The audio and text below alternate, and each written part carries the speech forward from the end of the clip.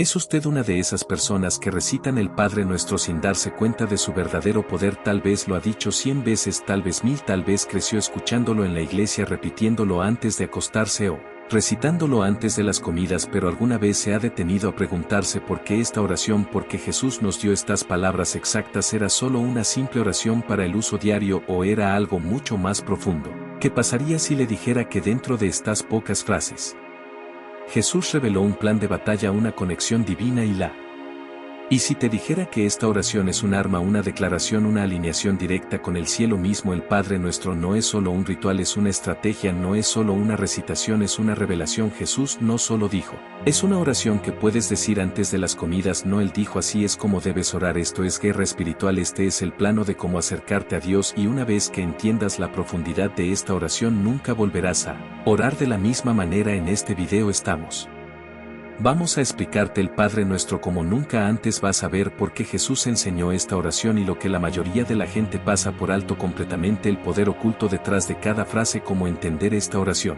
puede transformar tu relación con Dios. Para cuando termines este video nunca más simplemente recitarás esta oración, la rezarás con poder. Si eres uno de esos que no parece entender la profundidad de esta oración, no te preocupes, estamos a punto de desglosarla para ti de una manera que te hará ver cada palabra, cada frase y cada significado con ojos frescos. A partir de este día tus oraciones nunca serán las mismas y al final oraremos juntos usando el Padre Nuestro de la manera que Jesús quiso, entender completamente su significado, activando completamente su poder. Lo que estás a punto de escuchar podría cambiar tu manera de acercarte a Dios para siempre. Y si conoces a alguien que ora sin sentirse conectado con Dios, envíale este video. Antes de que empecemos, no olvides darle like a este video, ayuda a compartir el mensaje de Dios con más personas. Comenta abajo qué parte del Padre Nuestro te habla más y, lo más importante, comparte esto con alguien que necesite escucharlo. Nunca sabes cómo este mensaje podría cambiar su vida de oración. Hemos creado videos explicativos en cada libro de la Biblia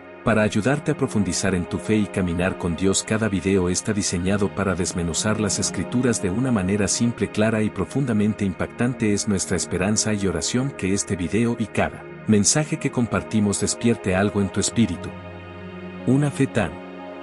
Si hay una palabra en la oración del Señor que lo cambia todo, es la primera. Padre, después de desglosar lo que realmente es esta oración, un plan de batalla, una estrategia, una conexión con el poder divino, la lección más importante que podemos sacar de ella es a quién le estamos orando: a Jesús.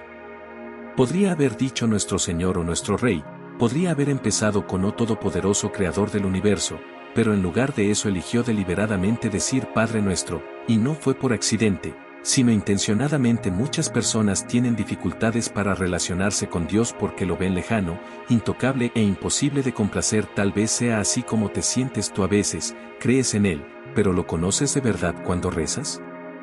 Le hablas como un niño le habla a su padre amoroso. Piensa en ello. Si eres un padre, ¿cómo te sientes cuando tu hijo viene corriendo hacia ti, no porque necesite algo, sino porque solo quiere estar cerca de ti? Se arrastra en tu regazo, te abraza, solo quiere estar contigo. Los rechazas, dices estoy muy ocupado, o se te hincha el corazón porque eso es exactamente lo que quieres, que tu hijo esté cerca de ti. Eso es lo que Dios desea. Por eso Jesús dijo nuestro Padre. Para mucha gente esta palabra Padre es difícil. Tal vez tu padre terrenal era ausente, abusivo o imposible de complacer. Tal vez él no estaba allí en absoluto, y cuando escuchas la palabra Padre no trae consuelo, trae dolor. Pero aquí está la verdad. Dios no es así. Él no es un humano imperfecto y defectuoso. Él es el Padre perfecto. Él no es como tu padre terrenal. Él es todo lo que tu padre terrenal debería haber sido. El enemigo quiere que creas que Dios es distante, frío y desinteresado. Ese es el mayor engaño. Si Satanás puede convencerte de eso, Dios es difícil de alcanzar, entonces puede evitar que experimentes el poder de esta oración. Pero Jesús destrozó esa mentira con dos simples palabras: Padre Nuestro, y luego añadió algo aún más profundo: en el cielo. Cuando decimos Padre Nuestro en el cielo, estamos declarando dos cosas a la vez: somos sus hijos. Esto es una relación, no solo una práctica religiosa. El cielo es nuestro hogar. No estamos hablando con una fuerza cósmica distante, estamos conectados con el Rey del cielo, y ahí es donde pertenecemos. Esto es lo que hace la oración. Cuando rezas estás hablando con alguien que te ama, te conoce y ya tiene un plan para ti, y esto es exactamente por lo que Jesús nos dijo que empezáramos nuestras oraciones de esta manera. Nos estaba invitando a una forma Diferente de pensar cuando vengas ante Dios, no vengas como un mendigo, ven como un hijo, ven como una hija, porque cuando te acercas a Dios como tu Padre cambia la forma en que rezas. Mira, a Jesús llamó a Dios Padre más de 150 veces en los evangelios, no lo hizo. En Juan 11, 41 a 42, antes de resucitar a Lázaro de entre los muertos, Jesús comenzó su oración diciendo: Padre, te doy gracias porque me has escuchado, sé que siempre me escuchas. Esa es la confianza, esa es la relación que Él quiere que tengas, y cuando entiendas esto, tus oraciones nunca serán las mismas. No orarás como alguien que espera que Dios esté escuchando, orarás como alguien que sabe que lo está haciendo. No rogarás por la atención de Dios, descansarás en el hecho de que ya la tienes. Aquí es donde la oración cambia tu manera de orar. Así que la próxima vez que digas Padre nuestro que estás en los cielos, no te limites a decir las palabras, siéntelas, da el sentido, sabe lo que realmente declaran: eres su hijo, el cielo es tu hogar, y cuando rezas, tu Padre te está escuchando. Si llamar a Dios Padre nuestro cambia la forma en que nos acercamos a Él, entonces lo que Jesús dice a continuación cambia la forma en que lo vemos. Santificado sea tu nombre. ¿Cuántas veces has dicho esas palabras sin pensar en lo que realmente significan? Pero Jesús no solo nos estaba enseñando a decir que el nombre de Dios es santo, nos estaba enseñando a vivir como tal. A lo largo de la Biblia, los nombres son más que simples etiquetas, representan identidad, autoridad y reputación. Por eso el nombre de Dios es tan importante, es su esencia misma. En Éxodo 3, cuando Moisés le pregunta a Dios ¿cuál es tu nombre?, Dios responde: yo soy el que soy. En ese momento, Dios no solo le estaba dando a Moisés un nombre por el que llamarle, estaba declarando su naturaleza eterna e inmutable. Cuando Jesús nos dice que recemos santificado sea tu nombre, nos está recordando que estamos hablando con el Dios cuyo nombre está sobre todo nombre. Pero esto es lo que la mayoría de la gente no entiende. No se trata solo de decir el nombre de Dios con respeto, se trata de cómo vivimos. Cuando decimos santificado sea tu nombre, estamos haciendo una declaración: el nombre de Dios es santo, así que debemos tratarlo como santo. El nombre de Dios es sagrado, así que nuestras vidas deben reflejar esa santidad. Aquí es donde se pone real si dices santificado sea tu nombre, pero vives como si Dios fuera solo una opción, no una prioridad. ¿Lo dices en serio si dices santificado sea tu nombre, pero vives como si Dios fuera solo una opción, no una prioridad? Si tus palabras están llenas de alabanza el domingo, pero tus acciones lo niegan el lunes, ¿estás realmente santificando su nombre? Jesús no solo nos estaba enseñando una frase, nos estaba llamando a un estilo de vida. Piensa en el mundo en el que vivimos hoy en día. El nombre de Dios es usado en vano todos los días en películas, música y en el habla diaria. La gente usa el nombre del Todopoderoso como si no fuera nada, pero en las Escrituras el nombre de Dios es poderoso. En el Antiguo Testamento los israelitas tenían un nombre sagrado. Tan profunda reverencia por el nombre de Dios que ni siquiera lo pronunciaban. Cuando los escribas escribían KWH el nombre de Dios, dejaban de lavarse las manos y cogían una pluma nueva solo para escribirlo porque era así de sagrado. Pero hoy en día la gente lo dice sin pensar, algunos incluso se burlan de ello. Y esta es la pregunta: ¿somos diferentes? ¿Vivimos realmente de una manera que muestra al mundo que el nombre de Dios es apartado, o nos mezclamos tratándolo casualmente? El nombre de Jesús es poderoso. En Filipenses 2, 9 a 11 dice que Dios lo exaltó a lo más alto. Que ante el nombre de Jesús se doble toda rodilla en el cielo y en la tierra y debajo de la tierra, y que toda lengua reconozca que Jesucristo es el Señor. Ese es el poder de su nombre, no es ordinario, es santificado. Cuando Jesús expulsaba demonios lo hacía en su nombre. Cuando los discípulos sanaban a los enfermos lo hacían en su nombre. Cuando oramos en su nombre. Así que cuando decimos santificado sea tu nombre, estamos haciendo un compromiso de honrar su nombre en la vida y en la muerte. La forma en que hablamos, el compromiso de representar su nombre; en la forma en que vivimos, el compromiso de revelar su nombre a un mundo que ha olvidado su poder. Mira lo que está sucediendo a nuestro alrededor. La gente ya no solo ignora a Dios, se oponen a Él. Su nombre está siendo eliminado de las escuelas, de la cultura, de la vida pública. El enemigo sabe que si puede eliminar el nombre de Dios, puede eliminar el temor de Dios, pero estamos llamados a permanecer aparte. Así que cuando ores, no solo digas las palabras, pregúntate si mi vida santifica el nombre de Dios y vivo De una manera que muestre al mundo quién es Él realmente, porque cuando realmente entiendas lo que significa decir santificado sea tu nombre, nunca volverás a rezar de la misma manera. Si rezar santificado sea tu nombre es un compromiso para honrar el nombre de Dios, entonces lo que Jesús dice a continuación es incluso más radical: venga tu reino. A primera vista esto suena como una simple frase, un bonito sentimiento religioso, pero si realmente entiendes lo que significa te darás cuenta de que esto es un grito de guerra. Cuando Jesús nos dijo que rezáramos venga tu reino, nos estaba enseñando a pedir un reino de Dios. Un cambio completo en el poder, una toma de poder espiritual, porque la realidad es que hay dos reinos en guerra ahora mismo: el reino de Dios y el reino de este mundo, y la pregunta es ¿cuál estás construyendo? El reino de este mundo. Es fácil de ver, está a nuestro alrededor un mundo obsesionado con el poder, dinero, influencia y autogloria, un sistema que te dice que hagas lo que te haga feliz sin importar el costo, un reino donde la verdad es lo que la gente quiere que sea, donde el bien es llamado mal y el mal es llamado bien, pero el reino de Dios es el reino de Dios, es el reino de Dios. Diferente: en el reino de Dios los primeros serán los últimos y los últimos serán los primeros. En el reino de Dios los humildes son exaltados y los orgullosos son humillados. En el reino de Dios el poder no se trata de dominación, se trata de siervo o od. En el reino de Dios el rey murió por su pueblo en vez de exigir que murieran por él. Este es el reino por el que Jesús nos dijo que oremos, pero aquí está la parte que la mayoría de la gente se pierde: el reino de Dios no es solo una realidad futura. Es algo que estamos llamados a traer al mundo ahora mismo. Cuando Jesús vino, Él no solo predicó sobre el cielo, Él predicó sobre el reino. Él dijo: arrepiéntanse porque el reino de los cielos está cerca. Mateo 4:17. Él echó fuera demonios, sanó a los enfermos y perdonó pecados, no solo para hacer milagros sino para mostrar cómo es el reino de Dios en acción, y ahora nosotros estamos llamados a hacer lo mismo. Pero aquí está el problema: la mayoría de la gente no quiere que el reino de Dios venga, ellos quieren que su reino venga, ellos quieren que su voluntad, sus planes, sus deseos se cumplan, ellos quieren una vida cómoda. Un reino donde Dios bendice su vida pero no cambia su corazón. Quieren un reino donde Jesús está presente pero ellos todavía se sientan en el trono. Pero Jesús no nos enseñó a orar: Señor, bendice mi reino. Él nos enseñó a orar: venga tu reino. Esto significa rendición, esto significa alineación con la voluntad de Dios, no la nuestra. Esto significa decir: Dios, toma el control, establece tu gobierno en mi vida, en mi casa, en mi ciudad, en este mundo. Significa guerra porque el enemigo no quiere que el reino de Dios venga. En el momento en que tú empiezas a rezar esta oración con entendimiento, te conviertes en una amenaza para las fuerzas de la oscuridad. Estás pidiendo que el reino de Dios invada territorio enemigo, estás pidiendo luz para expulsar a la oscuridad. Estás rezando por un reino que derrocará todo lo que Satanás ha construido. Mira, el mundo de hoy es prueba de que la gente está eligiendo el reino equivocado, la división, el engaño, la corrupción. Todo es evidencia de un mundo que ha rechazado el reino de Dios. Pero Jesús no nos dijo que nos sentáramos y esperáramos a que. Pero Jesús no nos dijo que nos sentáramos y esperáramos a que viniera el cielo, nos dijo que oráramos para que viniera el reino. Y esta es la pregunta: ¿estás dispuesto a vivir de una manera que traiga su reino a la tierra?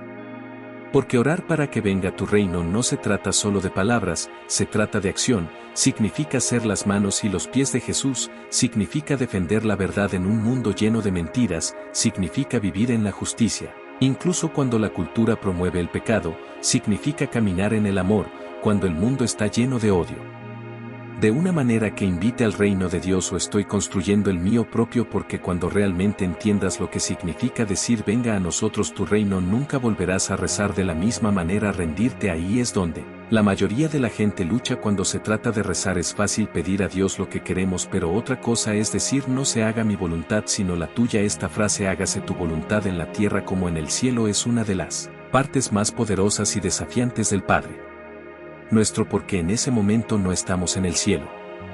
Porque en ese momento no estamos simplemente diciendo palabras, estamos eligiendo confiar en el plan de Dios por encima del nuestro, estamos reconociendo que sus caminos son más elevados incluso cuando no los entendemos. Piénsalo: ¿alguna vez has rezado desesperadamente por algo creyendo con todo tu corazón que era lo correcto, solo para que Dios dijera que no? Tal vez le rogaste a Dios que salvara una relación, pero aún así terminó. Tal vez rezaste por un trabajo y alguien más lo consiguió. Tal vez pediste sanación, pero el sufrimiento permaneció.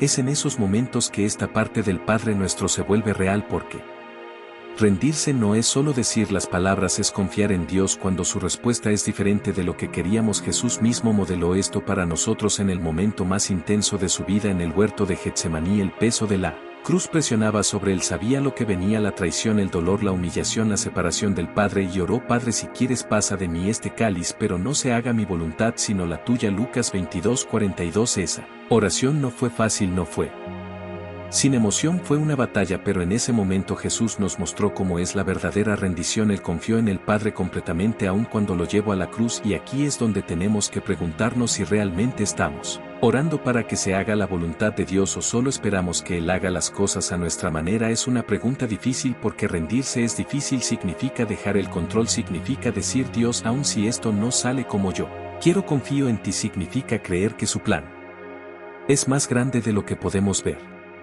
Ahora mismo mira las historias de las Escrituras. José fue vendido como esclavo, acusado falsamente y encarcelado. Podría haberse rendido pensando que Dios le había abandonado, pero no lo hizo. Confió en que la voluntad de Dios se estaba desarrollando incluso a través del sufrimiento, y al final se convirtió en el segundo al mando en Egipto, salvando innumerables vidas. O piensa en Pablo: tenía sueños de difundir el Evangelio libremente, pero en lugar de eso se encontró golpeado, naufragó y fue encarcelado. Sin embargo, en esas cadenas escribió cartas que darían forma a toda la fe cristiana. ¿Por qué?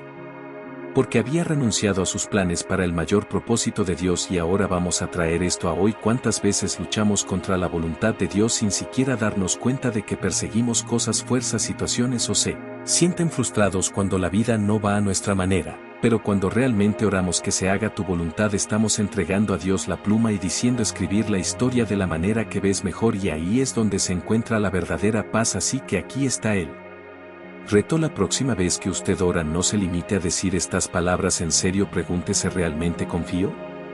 Hay una razón por la que Jesús no dijo: danos este mes nuestro pan mensual o danos este año nuestro pan anual. Él dijo: danos hoy nuestro pan de cada día. No se trata solo de comida, se trata de dependencia, se trata de confianza, se trata de liberarnos de la ilusión de que podemos sostenernos sin Dios. Aquí es donde tanta gente lucha, porque en un mundo que dice que planifiquemos, ahorremos y aseguremos nuestro futuro, Jesús nos dice que confiemos en Dios día a día. Piensa en eso por un momento. ¿Cuántas veces te has quedado despierto por la noche preocupándote por el dinero, por tu trabajo, por cómo vas a mantener a tu familia? La ansiedad que se apodera de ti cuando no sabes qué va a pasar. Israelitas en el desierto, Dios les daba maná del cielo cada día, pero había una condición: solo podían recoger lo que necesitaban para ese día. Si trataban de almacenar extra, se pudriría, porque Dios les estaba enseñando dependencia diaria, les estaba enseñando que su provisión no venía de sus propias manos, venía de Él. Y esa es la misma lección que Jesús nos está enseñando a través de esta oración. Pero seamos realistas, esto es difícil. Todo en nosotros quiere seguridad. Queremos saber que estamos listos para los próximos 5, 10, 20 años. Nosotros queremos la garantía de que nunca tendremos que luchar, y sin embargo Jesús nos dice que pidamos el pan de cada día, no porque Dios no quiera que planifiquemos, sino porque quiere que confiemos. Y esto va más allá del dinero. ¿Qué pasa con la fuerza emocional? ¿Con qué frecuencia tratamos de almacenar suficiente paz para llevarnos a través de la semana solo para encontrarnos agotados el miércoles? Jesús está diciendo: ven a mí todos los días, pídeme lo que necesitas. Cada día te daré la fuerza, la sabiduría, la paciencia y la provisión que necesitas, un día a la vez. Mira cómo vivió Jesús. No llevaba un alijo de oro, no se preocupaba de dónde vendría su próxima comida, confiaba completamente en el Padre, dando un ejemplo para nosotros. Y la verdad es que cuando empezamos a vivir de esta manera, confiando en Dios cada día en lugar de acumular recursos para la seguridad, experimentamos la libertad que el mundo no puede ofrecer, porque la ansiedad se desvanece cuando nos damos cuenta de que estamos en manos de un proveedor fiel. Ahora piensa en la cultura de hoy: la presión para lograr, la obsesión con la obsesión por la riqueza, la preocupación constante por el futuro es agotador, pero Jesús está diciendo: déjalo ir, pide lo que necesitas hoy, confía en mí para manejar el mañana. Así que aquí está el desafío que cambiaría en tu vida si realmente creyeras que Dios te proveerá diariamente, si dejaras de vivir con miedo al futuro y empezaras a confiar en Él en el presente, si realmente vivieras como si el Dios que alimentó a los israelitas, que proveyó a Elías a través de los cuervos, que multiplicó el pan y los peces, fuera el mismo Dios que te cuida ahora mismo. Porque lo es. Así que la próxima vez que reces esta parte del Padre Nuestro, no te limites a decir las palabras: siéntete curado, deja que rompan tu dependencia del dinero, de tu trabajo, de tu propia capacidad para hacer que las cosas sucedan, porque la verdadera paz no viene de tenerlo todo resuelto, sino de saber que tu Padre en el cielo nunca deja de darte exactamente lo que necesitas, y si crees eso, entonces las preocupaciones de hoy no tienen ninguna oportunidad. Algo que nos cambia la vida, como liberarnos de la culpa, liberarnos de la amargura, liberarnos de las cadenas que nos mantienen atascados en el pasado. Pero aquí está la parte que hace que esta oración sea tan radical. Jesús no solo nos dice que pidamos perdón, nos dice que perdonemos a los demás de la misma manera que queremos ser perdonados, y ahí es donde la mayoría de la gente lucha, porque es fácil decir Dios perdóname, es mucho más difícil decir Dios ayúdame a perdonarlos. Pero Jesús une estas dos cosas de una manera que no podemos ignorar. Piénsalo, ¿lo has hecho? ¿Alguna vez te has sentido distante de Dios pero no podías entender por qué? Tal vez estabas orando, leyendo tu Biblia, incluso yendo a la iglesia, pero algo se sentía mal. Jesús nos da la respuesta justo aquí. La falta de perdón nos bloquea de experimentar la plenitud de la misericordia de Dios, endurece nuestros corazones, distorsiona nuestras oraciones y nos mantiene atrapados en un ciclo de dolor. Jesús lo dejó claro en Mateo 61:415 cuando dijo: porque si perdonan a otros cuando pecan contra ustedes, su Padre Celestial también los perdonará, pero si no perdonan a otros sus pecados, tu Padre no perdonará tus pecados. Esa es una realidad aterradora. Significa que si nos aferramos al resentimiento nos estamos aislando del perdón que necesitamos desesperadamente. Mira la parábola del siervo sin misericordia en Mateo 18. Un hombre debía una deuda impagable a un rey, y el rey en su misericordia lo perdonó todo. Pero ¿qué hizo el hombre? Inmediatamente se dio la vuelta y se negó a perdonar a alguien que le debía solo una pequeña cantidad. Cuando el rey se enteró, metió al hombre en la cárcel diciendo: no deberías tener. Esto es exactamente lo que sucede cuando nos negamos a perdonar. Se nos ha perdonado una deuda inconmensurable, cada pecado, cada fracaso, cada momento de rebelión contra Dios, y sin embargo tan a menudo nos aferramos a ofensas insignificantes. Decimos: pero me lastimaron, pero no se lo merecen, pero ni siquiera se han disculpado, pero merecíamos el perdón. Vinimos a Dios perfectamente limpios, disculpándonos por cada pecado antes de que decidiera enviar a Jesús. Romanos 58 nos dice que mientras estábamos pecadores, Cristo murió por nosotros. Eso significa que perdonamos no porque la gente lo merezca, sino porque nosotros tampoco lo merecíamos. Y seamos claros, esto no significa pretender que lo que hicieron estuvo bien, no significa permitir que la gente tóxica regrese a tu vida, no significa ignorar el dolor, significa liberarlos, entregarlos a Dios diciendo: me niego a dejar que esta amargura eche raíces en mí, me niego a dejar que sus acciones controlen mi corazón. Y aquí está la parte hermosa: el perdón no solo los libera a ellos, te libera a ti. Estudios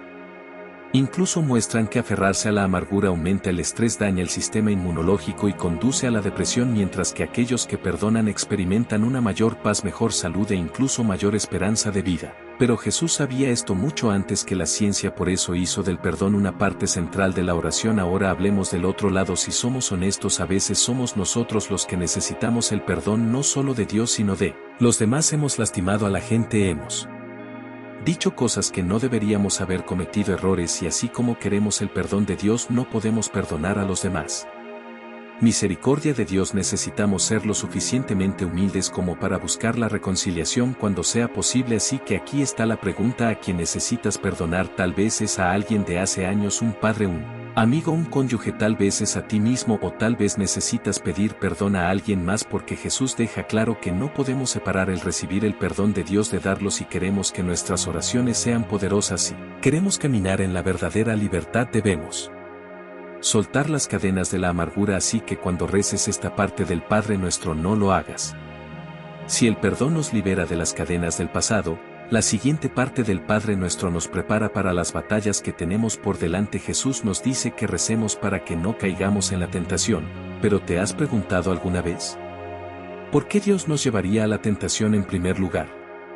Algunas personas luchan con esta línea porque suena como que le estamos pidiendo a Dios que no haga algo que de otra manera podría hacer.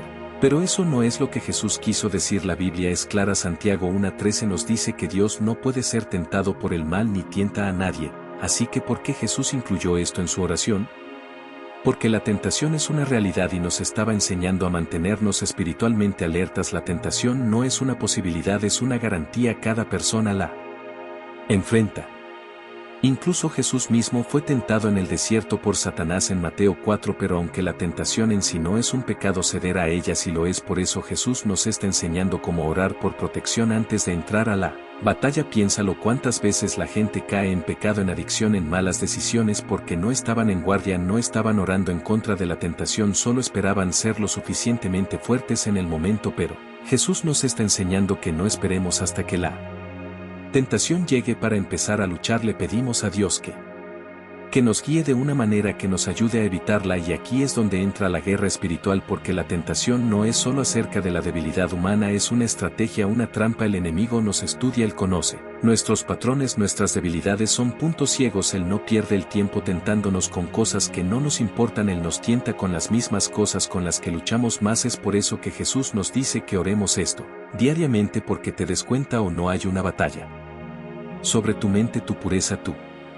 enfoque, tu integridad, y sin protección espiritual estás caminando directo a territorio enemigo desarmado. Mira a Pedro antes de que Jesús fuera arrestado. Él le advirtió a Pedro: Satanás ha pedido cernirte como trigo, pero yo he orado por ti para que tu fe no falle. Lucas 2231 al 32. Jesús no le dijo a Pedro que solo fuera fuerte, él lo cubrió en oración. Pero ¿qué hizo Pedro? Él confió en su propia fuerza, él ignoró la advertencia de Jesús, y cuando la tentación vino él negó a Jesús 3 veces. Pero contraste eso con José en Génesis 39, cuando la esposa de Piper trató de seducirlo, él no se sentó allí y cebo, él no trató de resistir en su propia fuerza, él corrió, él se quitó de la tentación inmediatamente. Esta es la diferencia entre los que caen y los que están de pie. Los que están de pie no solo oran después de que caen, oran incluso antes de que estén en peligro, se mantienen por delante del ataque, le piden a Dios no solo fuerza para resistir, sino sabiduría para evitar. Y aquí hay algo poderoso. 1 Corintios 10:13 dice que Dios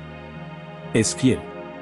Él no dejará que seas tentado más allá de lo que puedas soportar, pero cuando seas tentado Él también proveerá una salida. Eso significa que siempre hay un escape, no importa lo que enfrentes, Dios siempre provee una salida, pero tenemos que tomarla. Entonces, ¿cómo vivimos esta parte del Padre Nuestro? Primero debemos estar alerta. 1 Pedro 5:8 nos dice: sé sobrio y vigilante, tu adversario el diablo merodea como un león rugiente buscando a quien devorar. El enemigo siempre está esperando una oportunidad, así que no podemos. Si estás luchando con la lujuria pero ves contenido impuro, estás alimentando la misma cosa contra la que estás orando. Si estás orando por paciencia pero te rodeas de gente tóxica, estás haciendo más difícil resistir la ira. Y tercero, debemos correr hacia Dios, no solo alejándonos del pecado. Demasiada gente trata de resistir la tentación en sus propias vidas. Santiago 4:7 dice: sométete a Dios, resiste al diablo y él huirá de ti. Nota el orden: primero sométete a Dios, luego resiste. No solo luchas contra el pecado, te llenas con algo más fuerte. Así que la pregunta es: ¿estás reaccionando a la tentación o estás orando contra ella antes de que venga? ¿Estás permaneciendo espiritualmente alerta o estás caminando hacia las trampas del enemigo sin armadura? Jesús nos dio esta parte de la oración por una razón: porque la tentación es real, la batalla es real, y si no nos preparamos caeremos. Pero la buena noticia es que Dios ya nos ha dado las armas que necesitamos para ganar. La pregunta es si las usaremos, y Jesús nos dice que oremos contra la tentación. Entonces la siguiente parte del Padre Nuestro lo lleva aún más lejos: pero líbranos del mal, no solo evitando el pecado sino llamando al poder de Dios para que nos rescate de él. Esto no es solo una oración para protección, es una declaración de guerra, porque el mal no es una y no es solo un concepto, el mal es real. Y si reconocemos ¿por qué Jesús incluiría esto si no fuera necesario? ¿Por qué nos enseñaría a orar por liberación si no hubiera fuerzas reales en el trabajo tratando de alejarnos de Dios? Efesios 6:12 lo deja claro: porque no luchamos contra carne y sangre, sino contra gobernantes, contra autoridades, contra los poderes cósmicos sobre esta oscuridad presente, contra las fuerzas espirituales del mal en los lugares celestiales. En otras palabras, la lucha real no es lo que vemos, es lo que no vemos. Las batallas que enfrentamos en nuestras mentes, en nuestras familias, en nuestras luchas, no son solo problemas físicos, tienen raíces espirituales. Y sin embargo, ¿cuántas veces tratamos de pelear estas batallas por nuestra cuenta? Tratamos de vencer la adicción a través de la fuerza de voluntad, tratamos de arreglar relaciones rotas con lógica, tratamos de salir de la depresión o la ansiedad con solo pensar positivo. Pero Jesús lo sabía mejor, es por eso que nos dijo que oráramos esto diariamente, porque la liberación no es algo que logramos por nuestra propia fuerza, es algo que Dios hace cuando Miren a Pedro en Lucas 22, 31 a 32. Jesús le advirtió: Simón, Simón, Satanás ha pedido tamizarte como el trigo, pero yo he orado por ti para que tu fe no falle. Nota lo que Jesús dijo. Él no dijo: Pedro, solo esfuérzate más. Él no dijo: Pedro, resuélvelo tú mismo. Él dijo: yo he orado por ti, porque la única manera en que Pedro podía resistir el ataque del enemigo era a través del poder de Dios, y aún así Pedro todavía trató de confiar en sí mismo. Le dijo a Jesús: Señor, estoy listo para ir contigo a prisión y a la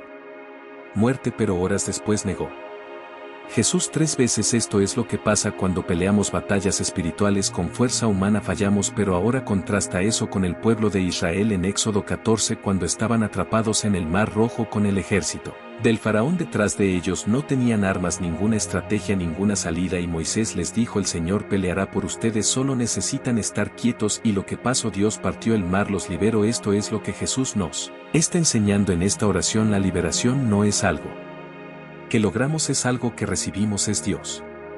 Cuando lo invocamos, y esto se aplica a todas las áreas de nuestras vidas, luchando con la adicción, no solo necesitas más autocontrol, necesitas liberación. Luchando contra el miedo, ansiedad, depresión, no solo necesitas un buen consejo, necesitas un rescate divino. Sintiéndote atrapado en ciclos de pecado, no solo necesitas esforzarte más, necesitas el poder de Dios para romper esas cadenas. Es por eso que el enemigo trabaja tan duro para evitar que oremos, porque sabe que cuando invocamos a Dios por liberación, las cadenas se rompen, las fortalezas se derrumban, la oscuridad huye.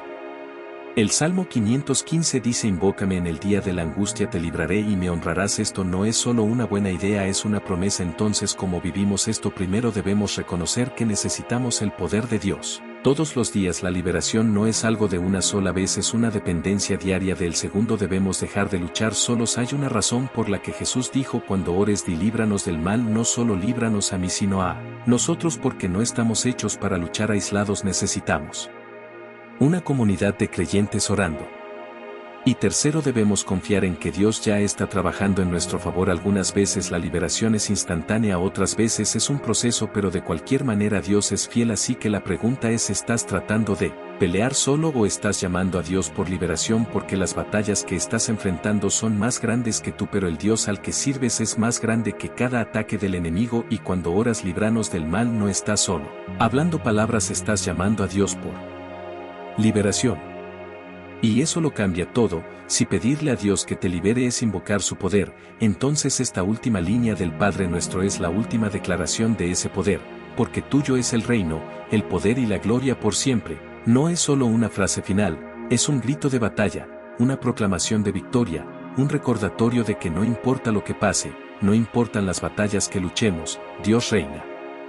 Esta es una declaración de certeza, una declaración de que a pesar de lo que vemos, a pesar de lo que sentimos, el reino de Dios es eterno. Esto es crítico porque la oración no es solo pedir, es alinear nuestros corazones con la verdad de Dios, alinear nuestra perspectiva con su realidad. Y cuando terminamos en adoración, cuando proclamamos su autoridad, cuando terminamos en adoración, cuando proclamamos su autoridad, estamos cambiando nuestro enfoque de nuestros problemas a su poder. Piensa cuán diferentes serían tus oraciones si terminaran de esta manera en vez de terminar con Dios no sé qué hacer. Tú terminarías con: pero tuyo es el reino, lo que significa que yo no tengo control, pero tú sí. En vez de terminar con Señor me siento tan débil, tú terminarías con: pero tuyo es el poder, lo que significa que puede que yo no tenga fuerza, pero tú sí. En vez de terminar con Dios tengo miedo de lo que viene, tú terminarías con: pero tuya es la gloria para siempre, lo que significa que este mundo es temporal, pero tú no.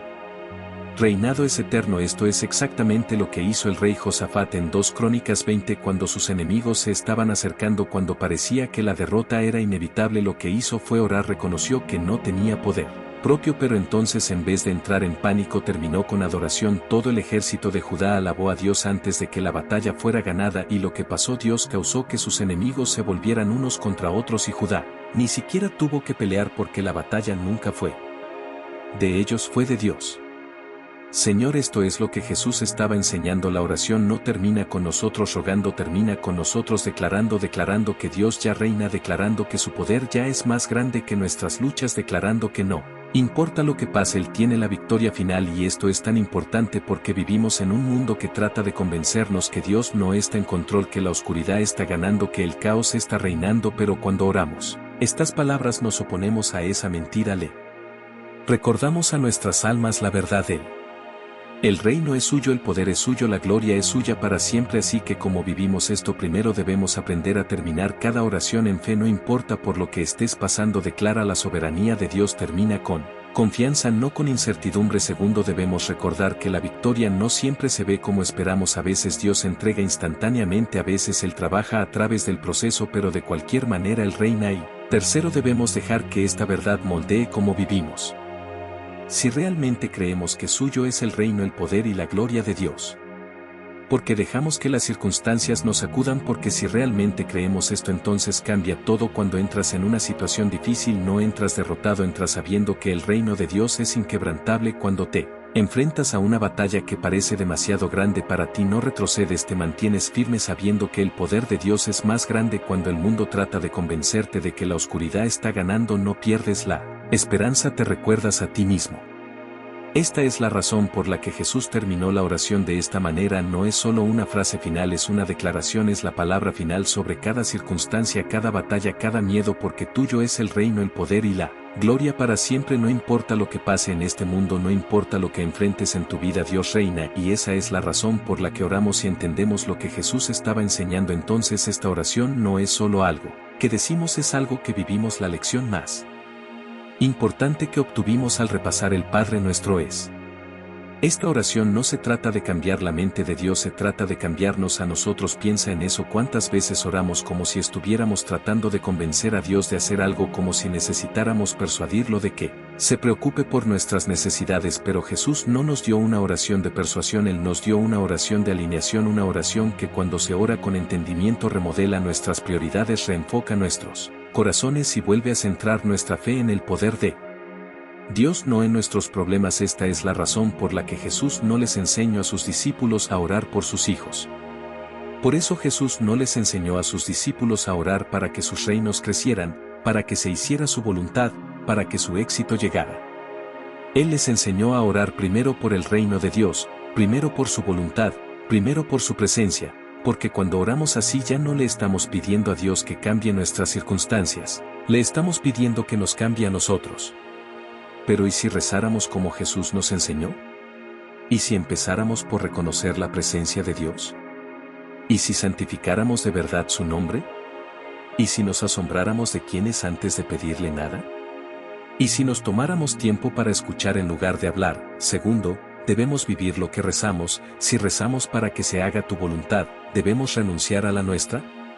No podemos rezar para pedir la voluntad de Dios y luego negarnos a seguirla. No podemos pedir el pan de cada día mientras nos preocupamos por el mañana. No podemos pedir perdón mientras nos aferramos a el mundo. Nos dice que seamos autosuficientes, Jesús nos dice que confiemos en el Padre. El mundo nos dice que construyamos nuestros propios reinos, Jesús nos dice que busquemos primero a Dios. El mundo nos dice que exijamos justicia, Jesús nos dice que perdonemos. Por eso el Padre Nuestro es tan poderoso, no son solo palabras, es un estilo de vida, y si realmente lo vivimos cambiará todo. Imagina lo que pasaría si imaginemos si dejáramos de rezar por nuestros propios intereses y empezáramos a rezar para que venga el reino de Dios. Imaginemos si dejáramos de intentar controlarlo todo y en su lugar confiáramos en la provisión diaria de Dios. Imaginemos si perdonáramos de verdad a los demás como esperamos que Dios nos perdone. Imaginemos si dejáramos de librar batallas espirituales con nuestras propias fuerzas y en su lugar invocáramos a Dios para que nos libre del mal. Esta oración es una invitación a vivir de forma diferente, a pensar de forma diferente, a confiar de forma diferente. Así que la verdadera pregunta es: ¿estamos rezando de verdad? La forma en que Jesús enseñó, o hemos estado recitando palabras sin entender su peso? Porque una vez que lo entiendas, una vez que realmente comprendas la profundidad de lo que Jesús estaba enseñando, nunca volverás a orar de la misma manera, nunca volverás a acercarte a Dios de la misma manera, y te darás cuenta de que el Padre Nuestro no es solo algo que repetimos, es el grito de batalla de aquellos que viven por fe. Si el Padre Nuestro nos ha enseñado algo, es que la oración nunca fue hecha para ser solo un hábito, fue hecha para ser un arma, una estrategia, una línea de vida al Padre. Pero para muchos de nosotros la oración se ha convertido en rutina, algo que decimos porque nos enseñaron a hacerlo sin darnos cuenta del poder que hay detrás de ella. La lección más importante que obtuvimos al repasar el Padre Nuestro es que esta oración no se trata solo de hablar, se trata de rendirse. Piensa en eso, Jesús no les dio a sus discípulos una oración para que simplemente la repitieran, les dio un modelo, un plano de cómo orar de una manera que Cambia la atmósfera, alinea sus corazones con la voluntad de Dios y los prepara.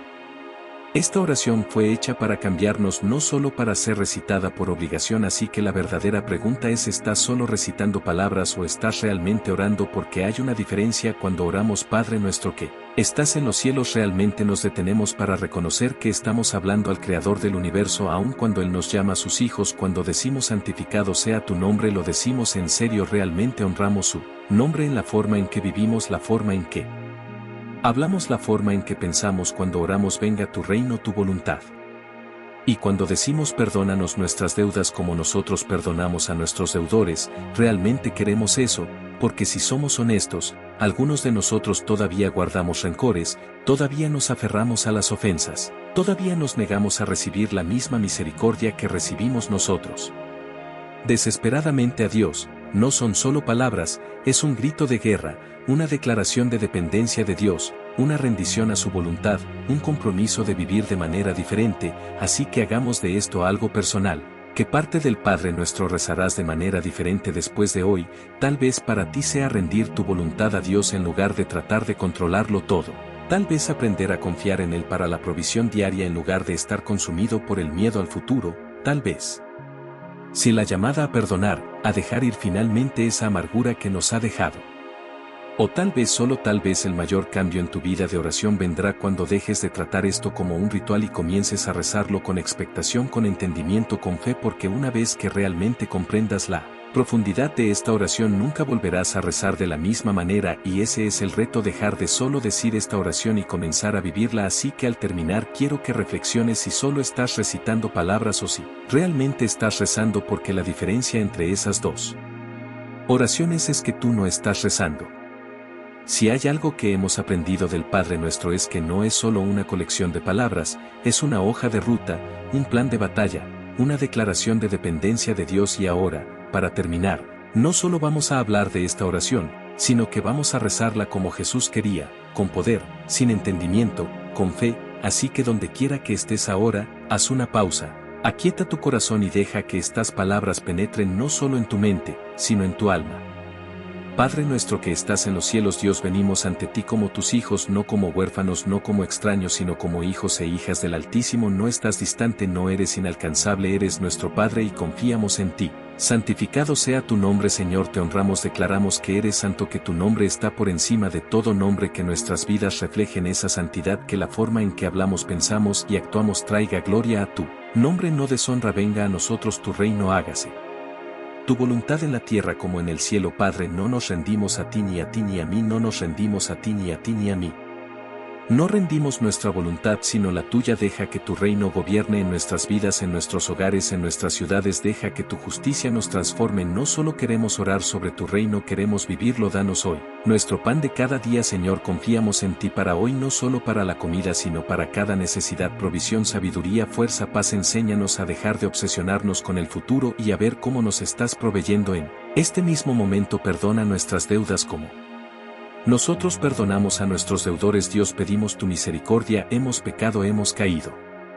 Pero así como tú nos perdonas, nosotros escogemos ahora mismo perdonar a aquellos que nos han hecho daño, incluso a aquellos que no se lo merecen, incluso a aquellos que no se han disculpado. Lo soltamos, lo dejamos ir porque tu perdón es mayor. No nos dejes caer en la tentación, pero líbranos del mal. Padre, necesitamos tu fuerza. El enemigo acecha como un león esperando para destruir. La tentación está en todas partes, pero sabemos que tú ya has hecho una salida. Guárdanos de caer, guarda nuestros corazones, nuestras mentes, nuestras familias. Cúbrenos con tu protección, porque tuyo es el reino, el poder y la gloria por siempre. Señor, tú reinas, no importa lo que pase en este mundo, no importa las luchas que enfrentemos, tú estás en el trono. Nuestra esperanza está en ti, nuestra confianza está en ti, y te alabaremos hoy, mañana y siempre. Y si rezaste eso con un corazón abierto, no solo recitaste una oración, solo la activaste. Así que de ahora en adelante, cuando reces el Padre Nuestro, no solo lo digas, dale sentido, deja que transforme tu vida, deja que cambie tu forma de pensar, tu forma de vivir,